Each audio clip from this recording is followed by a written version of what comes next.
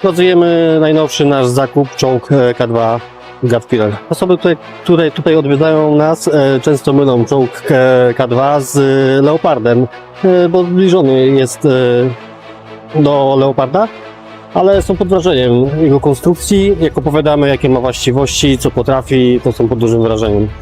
Najbardziej ludzie są zaskoczeni, że nasz czołg posiada klimatyzację. Ten sprzęt, to wyposażenie najnowocześniejsze na świecie, za chwilę tutaj przedefiluje. Nie będzie płacić na swoją armię, to w pewnym momencie przyjdzie rachunek zapłaty i będziemy musieli płacić na armię cudzą. Bardzo dobrze, że do Polski trafiły czołgi południowo-koreańskiej produkcji K2. Tu jednak nie możemy się zatrzymać. Tak, musimy stworzyć pancerną pięść i musimy mieć 1000 czołgów K2, które są dzisiaj nam potrzebne. Musimy rozbudowywać i modernizować Wojsko Polskie, nie patrząc na cezury wyborów parlamentarnych i dyskusji w polskim parlamencie. Realizować to, co jest niezbędne, to, co jest potrzebne. Prowadzone, operowane przez naszych żołnierzy. To jest wielka nasza duma i to jest rosnąca gwarancja naszego W bezpieczeństwa. zakresie zadań sojuszniczych, w zakresie twardego punktu rozbudowy naszych sił zbrojnych, modernizacji Wojska Polskiego. Niech żyje wolna, niepodległa i suwerenna Rzeczpospolita! Sprzętu wojskowego i rzeczywiście udało nam się sporo wynegocjować, chociażby w tych kontraktach koreańskich, ale mamy całą masę innych offsetów związanych z innymi rodzajami uzbrojenia, które my zakupujemy, a które później będzie jakby obsługiwane właśnie w Polsce. To było bardzo ważne, ale trzeba pamiętać o naszych polskich konstrukcjach. 지난 8월 15일 폴란드의 수도 바르샤바 필수드스키 광장에서는 작년에 이어 올해도 역대 최대 규모의 국군의 날 기념행사 군사 퍼레이드가 성대하게 펼쳐졌습니다.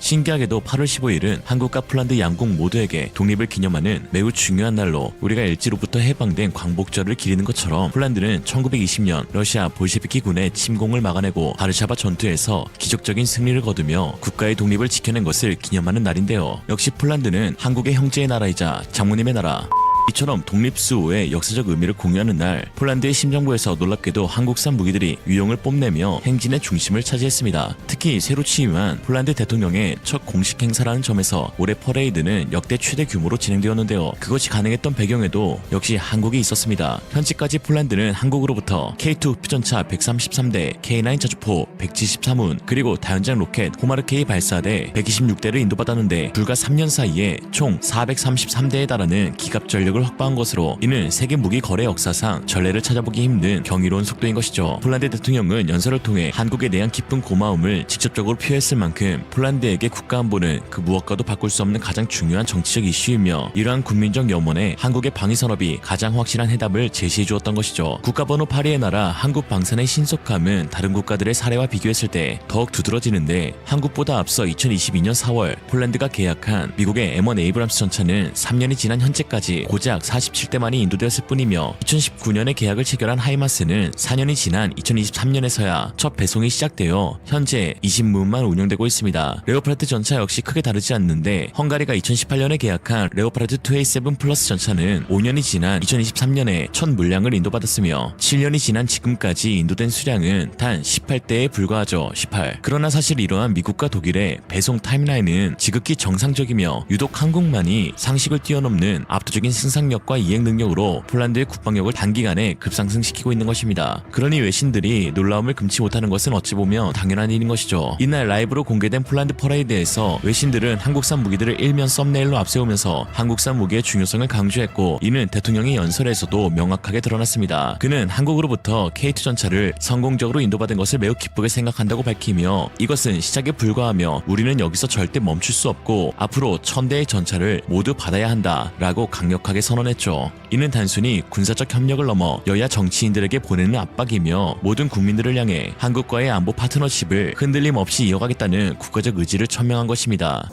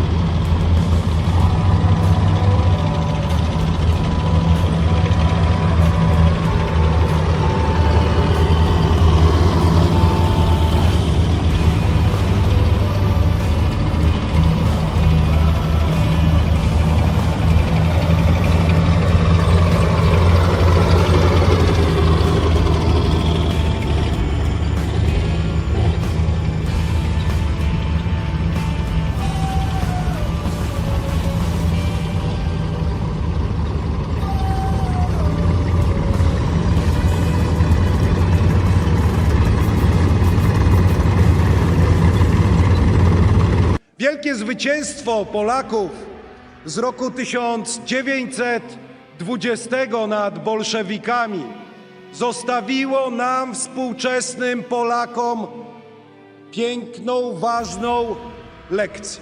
Każdego roku 15 sierpnia w nas, we współczesnym narodzie polskim, rodzi się duch zwycięzców, duch narodu dumnego, gotowego do walki o najważniejsze dla nas wartości. Dla świata było to zwycięstwo. A w sierpniu roku 1980 także u nas w Polsce powiedzieliśmy głośne nie systemowi komunistycznemu. Dla Polski, dla Europy i dla świata. Jest dzisiaj naszym najważniejszym zadaniem. Niezależnie od tego, czy o niepodległość biliśmy się przed rokiem 18, czy w roku 1920, czy dziś żyjemy w Polsce pokoju i spokoju, musimy dokładać wszelkich sił i środków, aby Polska była bezpieczna i abyśmy mogli mieć coraz więcej polskich żołnierzy. Pierwszą, najsilniejszą armią Sojuszu Północnoatlantyckiego w Europie. I do tego będę dążył jako prezydent Polski przez najbliższe lata. Da na lata, a może na dekady poczucie tego, że budowa naszego systemu obronności idzie w jednym kierunku mimo w zakresie zadań sojuszniczych, w zakresie twardego punktu rozbudowy naszych sił zbrojnych, modernizacji Wojska Polskiego. Musimy być wszyscy razem nie tylko na lata, ale na dekady.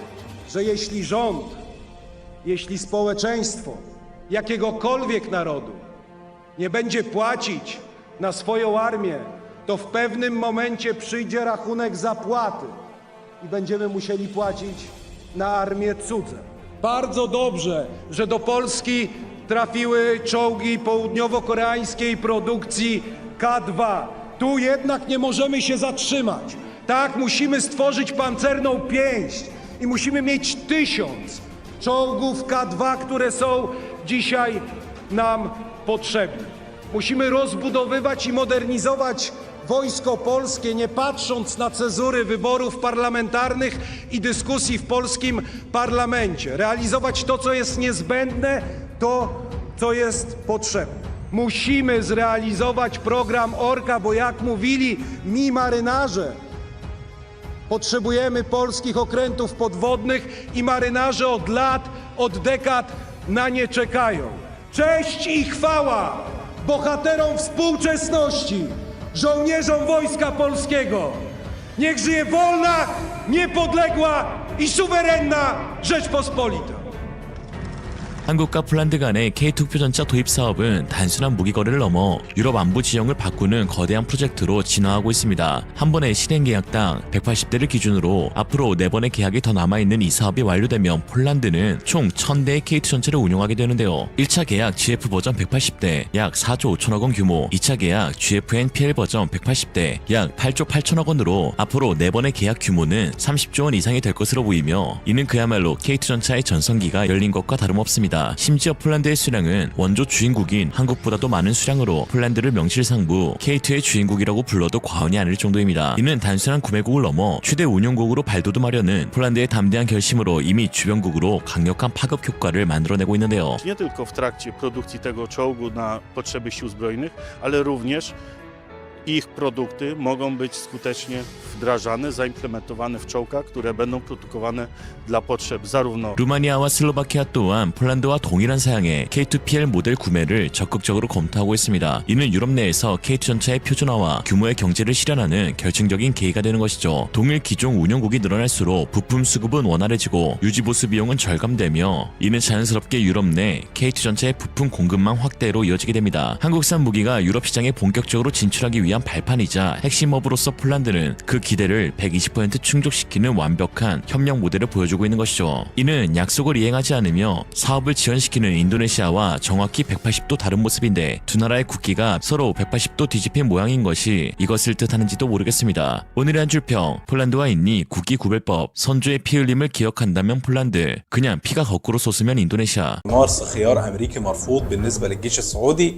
اتجهت المملكة العربية السعودية للحصول على صاروخ باليستي آخر ولكن من كوريا الجنوبية. قلت لحضرتك بلاش رياح الشرق، لا احنا عندنا حاجة مصغرة من رياح الشرق الكورية بقى القادرة على استهداف طهران. 지난 18일 한국 방산업계에서 상당히 주목할 만한 계약 한 건이 성사되었습니다. 바로 한화 에어로스페이스가 중동 지역의 한 국가와 4,023억 원, 약 3억 달러에 달하는 대규모 유도무기 공급 계약을 체결했다는 공시가 발표된 것인데요. 자세한 내용은 영업비밀이라는 벨 뒤에 가려졌지만 업계 전문가들은 일제 K239 천무 유도미사일이 또 한 번 대거 수출된 것이라고 분석하고 있습니다. 앞서 언급한 것처럼 구매국조차 제대로 알려지지 않았지만 몇 가지 핵심적인 단서들은 유력한 구매자로 사우디아라비아를 지목하고 있는데요. 가장 결정적인 증거는 이번 계약이 발사체인 유도탄에만 국한되었다는 점입니다. 이는 해당 국가가 이미 천무 발사 시스템을 운용하고 있으며 기존 전력의 유도탄 재고를 대규모로 확충하려는 의도임을 시사하는 것이죠. 현재 중동에서 천무를 공식적으로 도입하여 운용 중인 국가는 아랍에미리트와 사우디아라비아 단 두 곳뿐인데요. 이 두 국가 중에서도 사우디아라비아가 이번 계약의 주인공일 가능성에 무게가 실리는 이유는 바로 계약의 규모에 있습니다. 약 3억 달러에 달하는 계약 규모는 엄청난 물량의 유도탄 구매를 의미하는데요. 방산 전문 분석 자료인 IDAP에 따르면 천무의 주력 유도탄인 239mm GMLS의 가격은 발당 4만 달러 수준으로 알려져 있습니다. 이를 계약 총액에 대입하여 단순 환산하면 구매 수량은 최대 7,500발에 육박합니다. 이 정도의 대규모 물량은 단순한 재고 보충을 넘어 잠재적인 대규모 분쟁을 염두에 둔 전략적 비축 물량을 확보하려는 강력한 의지로 해석될 수 있죠. 그리고 이러한 절박하고 과감한 결정을 내릴 만큼 천무의 성능을 직접 확인하고 그 위력에 깊은 감명을 받은 국가는 바로 사우디아라비아 뿐입니다. 왜냐, 사우디는 전세계 유일 천무를 실전에 투입하여 그 파괴력을 직접 목격하고 검증한 국가이기 때문이죠. 지난 2024년 11월 10일 복수의 중동 소식통은 사우디군 포병부대가 예멘의 후티 반군이 장악하고 있던 핵심 기지를 정밀 타격하여 다수의 사상자를 발생시켰다고 긴급 보도했습니다. 당시 후티 반군은 홍해의 민간 선박을 위협하고 심지어 사우디 영공을 통과해 이스라엘을 향해 미사일과 드론을 발사하는 등 영내 긴장을 최고조로 끌어올리고 있었는데요. 이에 시작된 사우디의 대규모 반격에서 세계 군사 전문가들이 이목을 집중시킨 것은 바로 사용된 무기였습니다. 공격 지점이었던 예멘 사다주의 후티 반군 제12군 진지는 사우디 국경선에서 직선거리로 최소 45km 이상 떨어져 있었는데 포병 자산의 생존성을 고려할 때 발사 원점은 국경에서 최소 수킬로미터 이상 후방에 배치되는 것이 일반적이므로 실제 사격에 요구되는 사거리는 최소 50km 이상으로 추정되었습니다. 당시 사우디 지상군이 보유한 포병 전력을 하나씩 대입해보면 왜 이 공격이 천무의 데뷔전으로 지목되는지 명확하게 보여지는데요. 사우디가 보유한 M109 자주포와 M198 견인포는 최대 사거리가 약 24km에 불과해 애초에 타격이 불가능합니다. 또한 중국산 PLG-4 자주포는 사거리 연장탄을 사용해도 최대 사거리는 30km밖에 되지 않죠. M270 MNS는 사거리 연장탄 사용 시 아슬아슬하게 45km까지 사격이 가능하지만 이는 작전이 성공 못할 수도 있는 도박이며 무엇보다 사우디는 사거리 70km 이상의 GMLS 유도탄을 도입하지 않은 상태로 민간인 피해를 야기할 모험은 하지 않았을 것입니다. 결론적으로 50km 밖의 군사기지만 딱 정밀 타격할 수 있는 사우디 지상군의 유일한 자산은 바로 최대 사거리 80km의 239mm 유도 로켓탄을 사용하는 K239 천무뿐이었던 것이죠. 특히 사우디가 약 1조 원 규모로 도입한 천무를 예멘 국경 인근 남부 지역에 배치했다는 사실을 공식적으로 인정한 바 있어 이 공격은 천무의 첫 실전 기록일 가능성이 거의 확실시되었습니다. 후티 반군이 미처 반격할 시간조차 없이 진지를 초토화시킨 이 공격의 압도적인 성공은 사우디 지휘부에게 값비싼 전투기나 공대지 미사일을 사용하지 않고도 적의 핵심 거점을 무력화시킬 수 있다는 새로운 해법을 제시했는데요. 그리고 이번 7,500발 규모의 추가 구매는 그 실전 경험에 대한 최고의 만족도 표시이자 향후 분쟁에서 천무를 핵심적인 타격 자산으로 활용하겠다는 명백한 선언인 셈입니다. 22만 명의 구독자를 보유한 한 사우디의 방산 전문 유튜버는 사우디 지휘부는 장거리 장거리 탄도미사일 구축에 사활을 걸고 있으며 그 핵심 파트너는 바로 한국이라고 단언하면서 그동안 사우디가 어디서 만든지도 모를 중국제 미사일과 공정을 운용했다면 이제 신뢰성 높은 한국산으로 옮겨가는 것은 매우 긍정적인 현상이라고 극찬하기도 했습니다. شايف حضرتك الشبورة اللي معمولة على صواريخ أتكامز الأمريكية بخصوص استخدامها داخل العمق الروسي؟ صواريخ أتكامز اللي هي واحدة من أهم الصواريخ الأمريكية، لكن على جهة أخرى من العالم في المملكة العربية السعودية حيث أن الأتكامز غير متوفر وحيث أن الهيمارس خيار أمريكي مرفوض بالنسبة للجيش السعودي، اتجهت المملكة العربية السعودية للحصول على صاروخ باليستي آخر ولكن من كوريا الجنوبية، من قاذفة أو راجمة الصواريخ الكورية الكي 239 تشونوم. من المفترض ان دي راجمة صواريخ عادية بتضرب صواريخ من 130 ملي حتى 400 ملي بمداد بتبدأ من 36 كيلو حتى 200 كيلو بإطلاق الصاروخ الباليستي، وده واحدة من أهم واخطر الحاجات اللي هتمتلكها السعوديه. الصاروخ ده يا جماعه هو صاروخ باليستي تقدر تقول كده يساوي الاتكامز الامريكي، تقدر تقول ان الكي 239 تساوي الهيمارس الامريكيه. عنده شويه معلومات مهمه جدا ان انت تقدر تسلحه باكتر من راس حربي مجزأة مضادة للأفراد أو اختراقية أو غيرها من الرؤوس الحربية. النقطة المهمة جدا فيه هو قدرته الكبيرة جدا على المناورة علشان يصل إلى أهداف. الصاروخ ده يعتبر من أهم الصواريخ الباليستية اللي بتنتجها كوريا الجنوبية، واللي تم تصديرها إلى بولندا واللي بيتم تصديرها إلى الإمارات العربية ثم المملكة العربية السعودية اللي كشفت عن امتلاك صاروخ CTM 290. خد بالك كمان ان كوريا بتعمل على صاروخ هيصل مدى حوالي 500 كيلو، فحضرتك هتنتقل من مرحله ال 300 لمرحله ال 500 في غمضه عين علشان تمتلك واحد من اقوى الصواريخ العسكريه وعقليه القياده السعوديه الحاليه، ان هي ما بتقتصرش ضرباتها على صواريخها الباليستيه الصينيه القديمه او على مصنع الصواريخ الصيني السعودي اللي محدش عارف حتى الان هو بينتج اي انواع معينه، ولا على نظام قوتها الجويه المتقدم جدا والقادر على الحاق الاذى بكتير جدا من الخصوم في منطقه الشرق الاوسط. خيارات بعيده شويه عن الامريكان وبعيده شويه عن الجماعه الصينيين. لا إلى هؤلاء ولا إلى هؤلاء. المملكة حصلت على الكي 239 علشان تمتلك نسخة جديدة من الصواريخ الباليستية اللي تقدر تقول إن القيادة العسكرية السعودية يعني مغرمة جدا بأنواع الصواريخ الباليستية وبتحاول إن هي بشكل مستمر تدمجها في الجيش أو في قدراتها العسكرية المتنامية. قلت لحضرتك بلاش رياح الشرق، لا احنا عندنا حاجة مصغرة من رياح الشرق الكورية بقى، القادرة على استهداف طهران، القادرة على استهداف عمق الدولة الإيرانية من المنصات الأرضية داخل المملكة.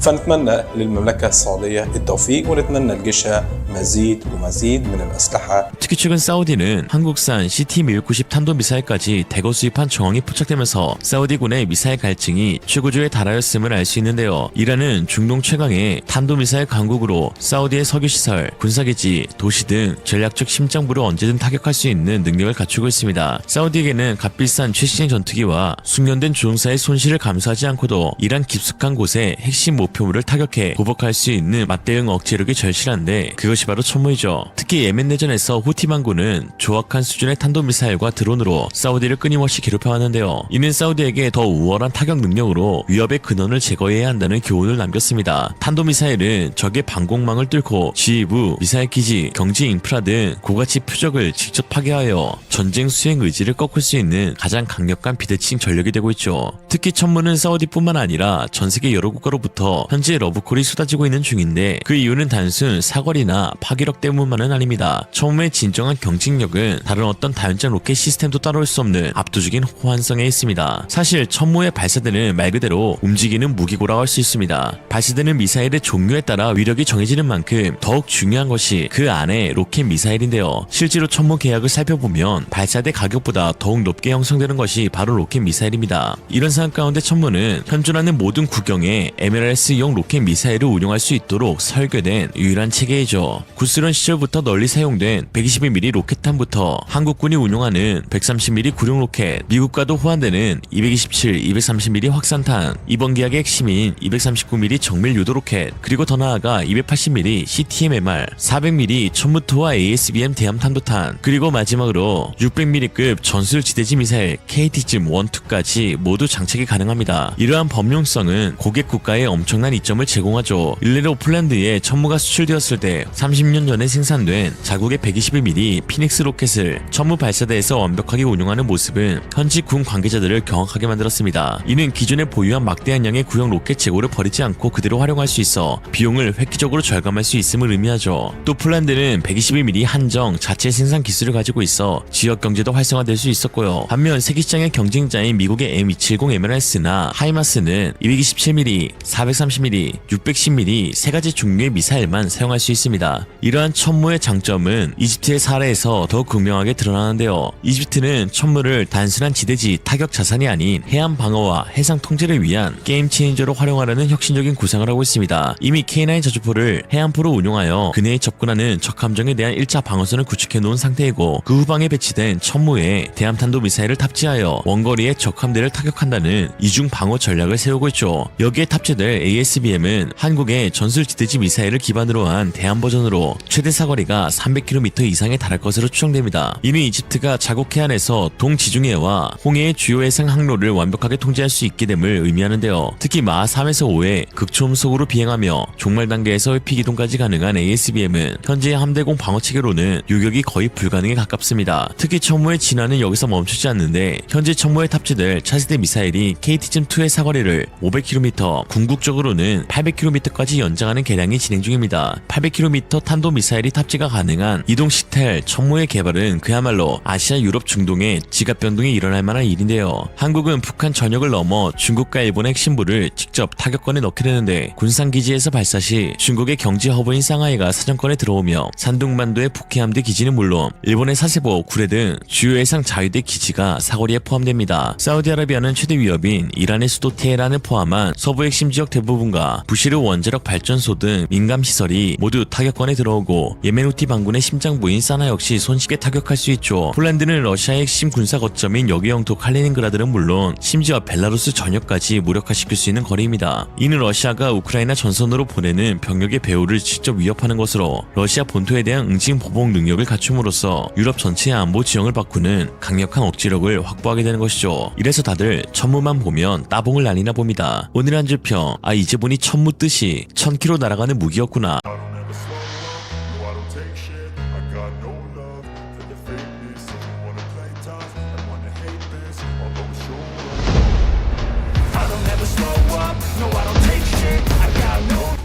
최근 HD 현대중공업과 미국 AI 방산기업 안드릴이 체결한 함정 개발 협력에 전 세계가 크게 주목하고 있습니다. 우크라이나전을 통해 드론의 시대가 열렸다면 이번 두 거대 기업의 협력은 미래 해상전의 지각 변동을 예고하고 있는데요. 세계 최고의 소프트웨어 역량을 지닌 안드릴과 세계 최고의 하드웨어 제조 능력을 갖춘 HD 현대가 결합했을 때의 시너지에 벌써부터 중국은 촉각을 곤두세우고 있다고 하는데, 오늘 그 소식 빠르게 한번 살펴보겠습니다. Let's get it. 지난 7일 체결된 이 협약은 HD 현대중공업의 함정 설계 및 건조 능력과 안드릴의 AI 기반 자율 임물 수행 시스템을 결합하여 차세대 유무인 함정을 공동 개발하는 것입니다. 안드릴은 전통적인 하드웨어 중심의 방산 기업들과 달리 소프트웨어를 핵심으로 하는 혁신적인 접근 방식을 통해 팔란티어와 함께 미국 국방부의 주목을 받고 있는 거대 유니콘 기업으로 스탠퍼드 학생들이 가장 취업하고 싶어하는 미래지향적 기업으로 꼽힙니다. 아직 주식시장에 상장되지도 않은 기업의 가치가 60조 원에 이르니 얼마나 주목받고 있는지 알 수 있는 대목이죠. 주목해야 할 건 그렇게 촉망받는 안드릴이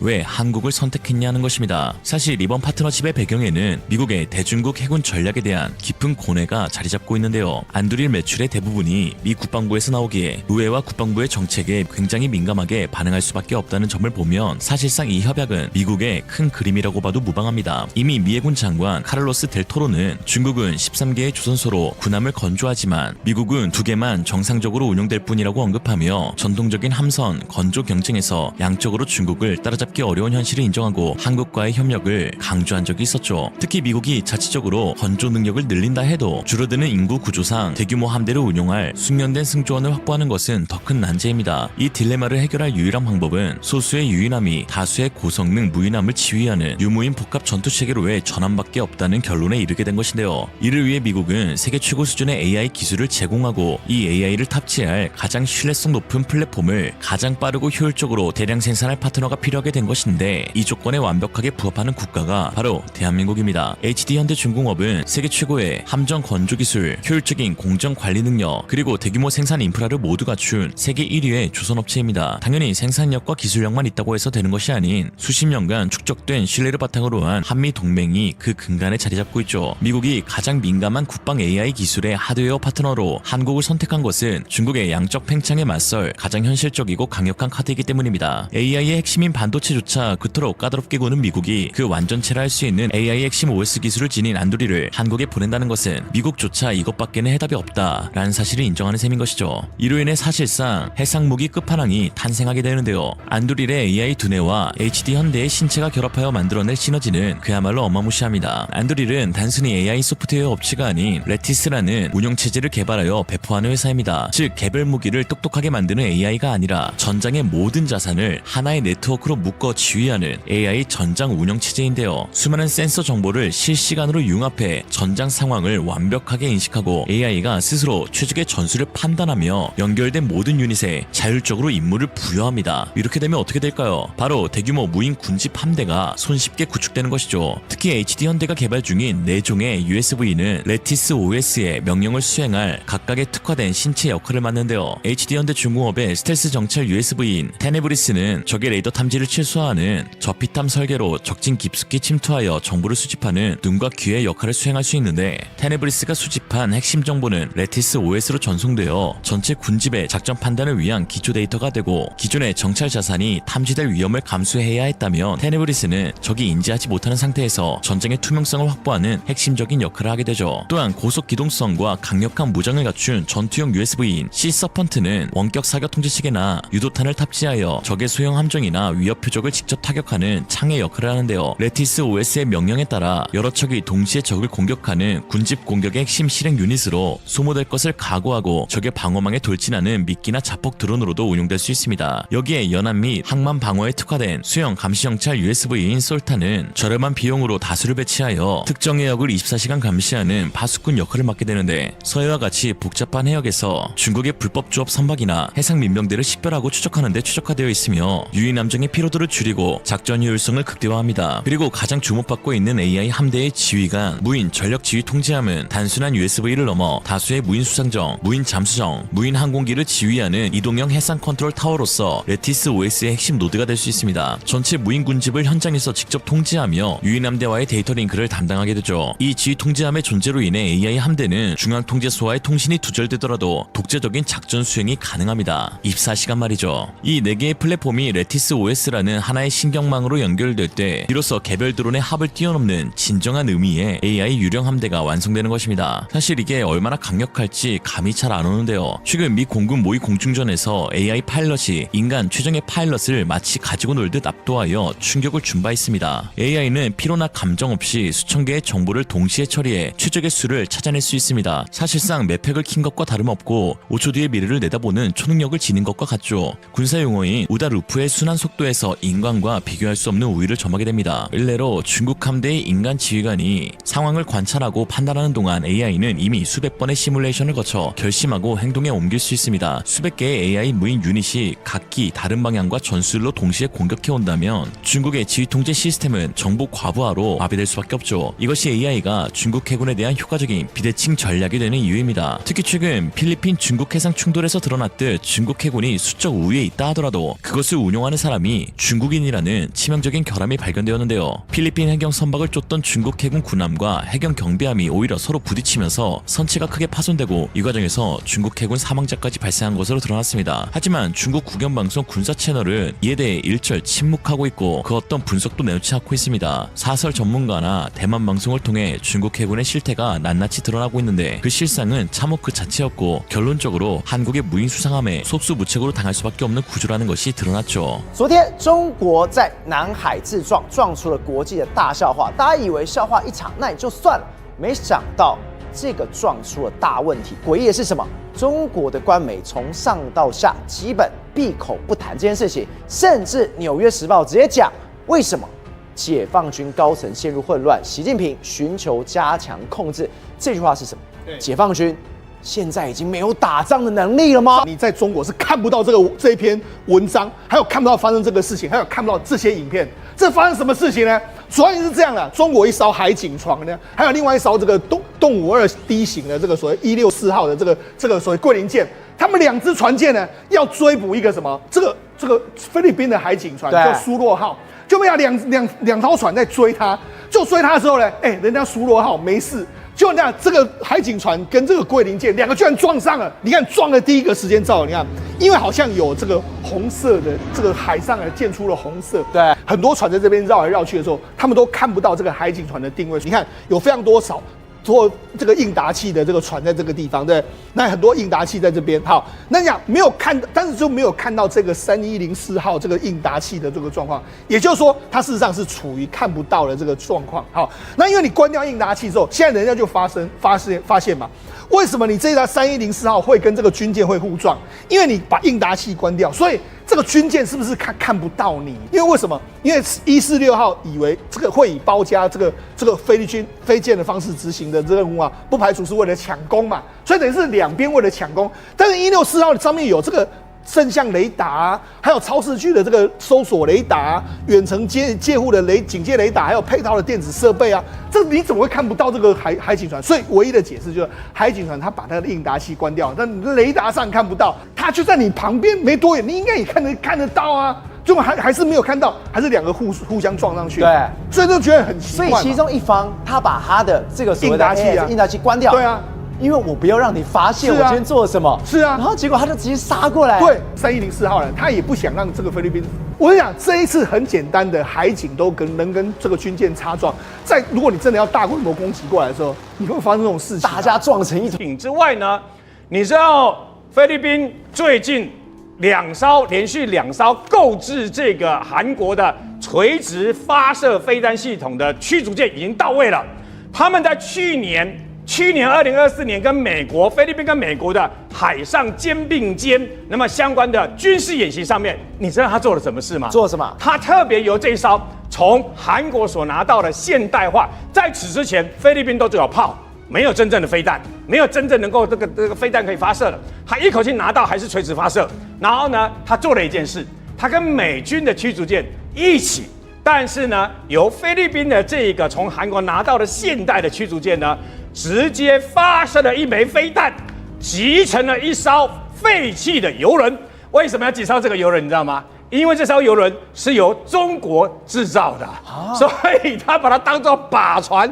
1枚飞弹就把它砰的打中了，以后就击沉整个油轮就沉下去了。宇轩，这样一路看下来，习近平在国际上面出大包了。这大包完之后，这不能讲啊，丢脸。为什么？习近平爱面子，习近平什么好大喜功，习近平什么他喜欢这种被人家拱上去的感觉。你看到这个画面，现在大家都在讨论这件事情，这是中国成都亚运的宣传片，亚运运动选手嘛，结果2分15秒里面只有15秒是选手，2分钟都是习近平。这当然没有错嘛，海上丢着脸有习近平在体坛把它讨回来。为什么？因为习近平他说我对于足球、篮球、排球、网球都很喜欢。我跟你讲啊，习主席说他很喜欢，就代表他很擅长。所以习主席是足球小将翼，习主席是灌篮高手，习主席是排球少年，习主席是网球王子，他通通一个人都包办了。但是我跟你讲，习近平就是很爱去吹嘘这些。但你从这个东西，你可以看到中国的一点缩影，什么？如果连他们主席对于运动都如此的好大喜功，那你更不要遑论他在国防上的成就，即便他吹得再响亮。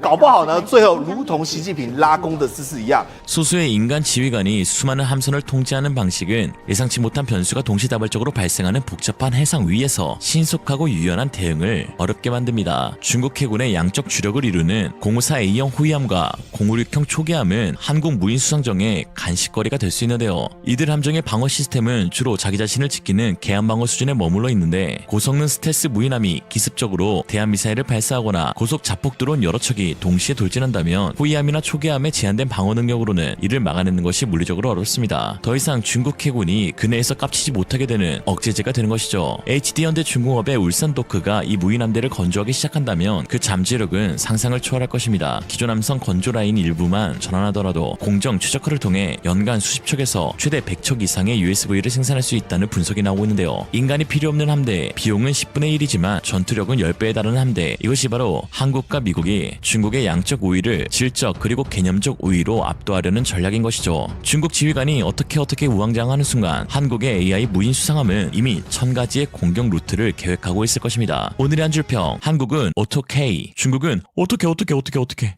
이상으로 리얼리즘이었습니다. 여러분의 생각은 어떠신가요? 현명하고 지혜로운 여러분의 의견을 지금 댓글에 남겨주세요. 감사합니다.